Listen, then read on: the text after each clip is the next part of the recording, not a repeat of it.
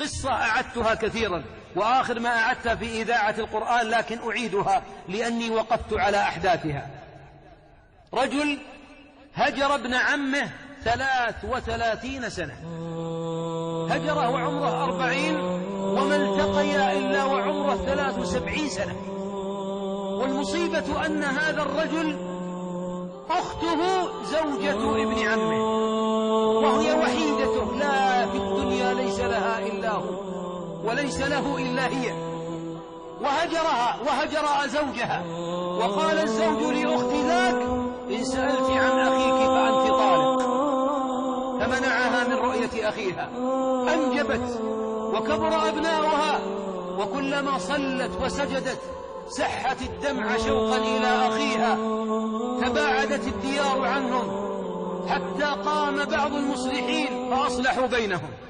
الشاهد وباختصار: علم زوج الأخت وهو ابن عمه أنه قبل بالصلح، فرحب به بعد أن شاخوا وشابوا، رحب به وعمل وليمة عظيمة وجمع الناس، وكانت غداء يوم جمعة ما أنساه. وقبل الرجل أن يذهب إلى ابن عمه، واجتمع الناس وذبح من الإبل وفتح الأبواب ودعا الرجال وأرحامه من النساء، واجتمعوا في البيت يستقبلون هذا الرجل الذي غاب عن عين أخيه أخته 33 سنة. وأبناء هذا والذي هو خالهم ما رآهم وما رأوه.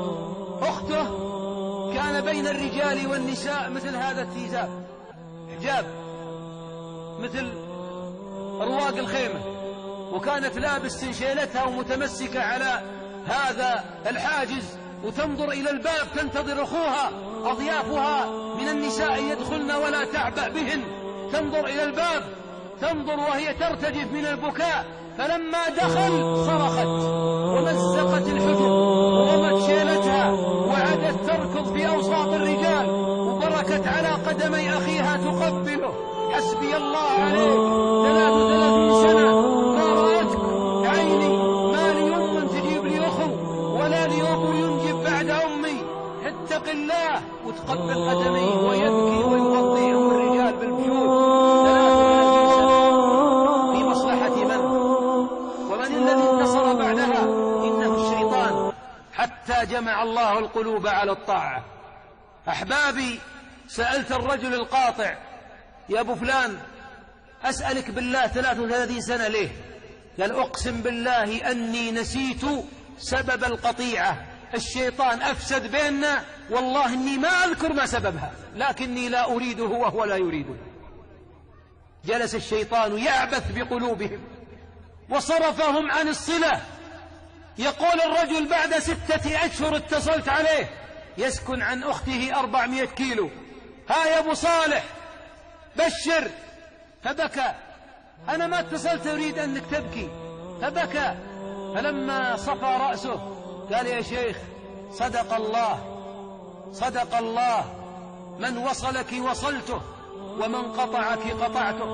والله أن عندي 3 نساء ومزارع ورشاشات وعمال ونقليات، والله لا يوجد رشاش يعمل ولا عامل في ملكي، والزوجات ال3 هربن مني، وليس عندي إلا عامل أضربه كل يوم.